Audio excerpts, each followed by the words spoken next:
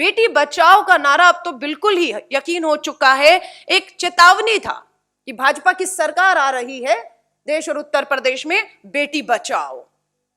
गंभीरता से लोगों ने नहीं लिया कि सरकार आ रही है और उस सरकार से ही अपनी बेटियां बचाना आज एक सबसे बड़ी चुनौती बन चुका है देश के लिए। आप सभी मीडिया साथियों से कहूंगी,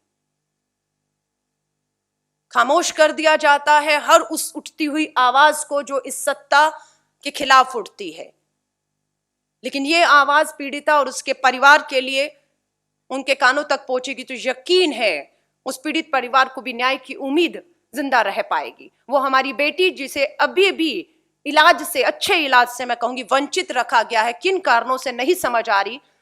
हमने देखा है किसी वीआईपी को कुछ भी होता है, एक सेकंड के अंदर हवाई जहाज, प्लेन, डॉक्टरों की टीम खड़ी रहती है और तुरंत दिल्ली लाके उसे बस से बस अच्छे से अच्छा इलाज देने की कोशिश होती है। जब हमारी बेटियों के साथ जघन्य अपराध और जिंदगी और मौत के बीच में जूझती हैं तो कहां सरकार जो है वो पीछे हट जाती है। हम मांग करते हैं कि हमारी ये जो तीसरी 17 साल की नाबालिग बेटी जिंदगी और मौत से जूझ रही है उसे तुरंत दिल्ली शिफ्ट करके उसे अच्छा से अच्छा इलाज किया जाए ताकि अपराधियों तक हम लोग पहुंचने में कामयाब रहे, उन्हें सजा दे पाए और उदाहरण पेश कर पाए।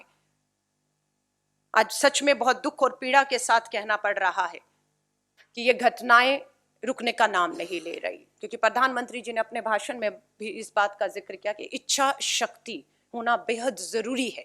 सत्ता होना एक बात है, उस सत्ता में जो बैठा है क्या उसकी नीयत और उसके पास इच्छा शक्ति है? उस चीज का अभाव पूरी तरह से लगातार हम देख रहे हैं। प्रधानमंत्री जी से हाथ जोड़कर निवेदन करना चाहेंगे कि बेटियों के साथ हो रहे जघन्य अपराध राजनीतिक मुद्दा नहीं हो सकते, लेकिन 2017 के उत्तर प्रदेश के चुनाव का आपका भाषण, आपकी ये हुंकार, आपकी ये ललकार जो कहीं ना कहीं खामोश और शांत हो चुकी है, क्योंकि आपको भी पता है उंगली आपकी सरकार पर, आपके उन नेताओं पर उठ रही है जो कहीं ना कहीं अपराधियों के समर्थन में या उनकी ताकत बन जाते हैं और पीड़िता न्याय से दूर चले जाता है। जब भूकंप आता है तो कहते हैं उसका एक एपिक सेंटर होता है, केंद्र होता है। अब तो ऐसा लगता है कि बेटियों के साथ देश में जो लगातार हर रोज बलात्कार और हत्याएं हो रही हैं उसका केंद्र जो है वो उत्तर प्रदेश बनकर रह गया है। सरकार पूरी तरह असंवेदनशील है, कोई गंभीरता इसमें देखने को नहीं मिलती है। लोगों को पूरा दबाव बनाना पड़ रहा है, चाहे सोशल मीडिया हो, इलेक्ट्रॉनिक मीडिया, अपनी आवाजों को उठा रहे हैं कि किसी तरह सोती सरकार को जगाएं। हमारे देश की महिला बाल विकास मंत्री बहुत से मुद्दों पर बेबाकी से बोलती हैं, हर भाषा में ट्वीट करती हैं। हमें समझ नहीं आ रहा है कि स्मृति ईरानी जी आपको कौन सी भाषा समझ आएगी जिस भाषा में हम आपको समझाएं। गई उनके ट्विटर हैंडल पर, देश की महिला बाल विकास मंत्री उत्तर प्रदेश से आती हैं, सांसद हैं, एक ट्वीट संवेदनशीलता का, एक ट्वीट ये विश्वास दिलाते हुए कि न्याय होगा, उनकी नजर बनी हुई है, पीड़िता को अगर इलाज की भी जरूरत होगी तो उससे भी सरकार पीछे नहीं हटेगी। जरा सी भी संवेदनशीलता नहीं है। देश का महिला बाल विकास मंत्रालय भी मुझे लगता है सिर्फ उन्हीं मुद्दों पर बोलता है जो मुद्दे भाजपा की राजनीति को जो है वो सूट करते हैं। यहां तो डबल इंजन की सरकार है ना। पूछना चाहते हैं प्रधानमंत्री जी, केंद्र में आपकी सरकार, यूपी में आपकी सरकार, पुलिस प्रशासन, कानून व्यवस्था सब आपकी जिम्मेदारी है, किससे सवाल किए जाएं? क्यों ये डबल इंजन की सरकार जो है वो फेल हो रही है?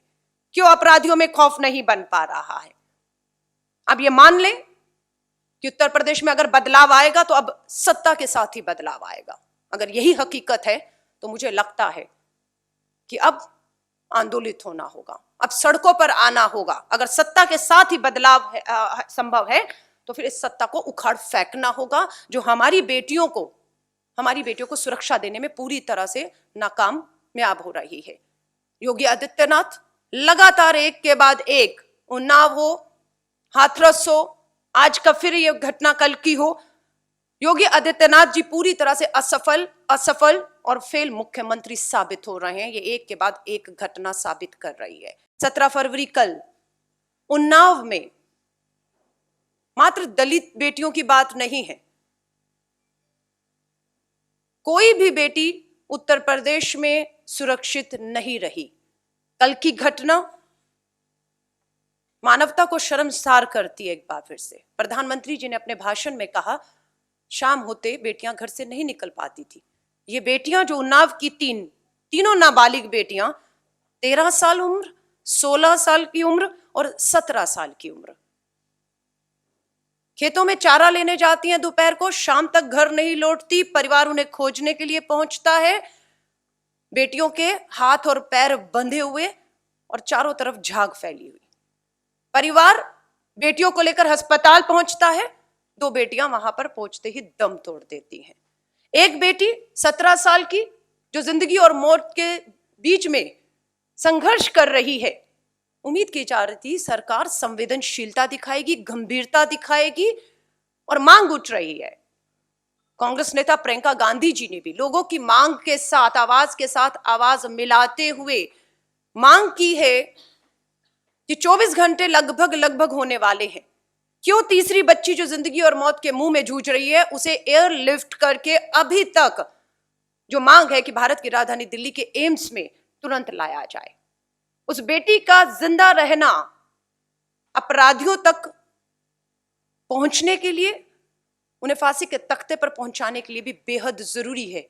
लेकिन देखने में आ रहा है कि हाथरस की घटना में भी बेटी को इलाज में देरी की वजह से जब वो दिल्ली लाई गई, देर हो चुकी थी और हाथरस की हमारी बेटी ने दम तोड़ दिया था। तब तक अभी भी सरकार किसका इंतजार कर रही है, समझ से परे है।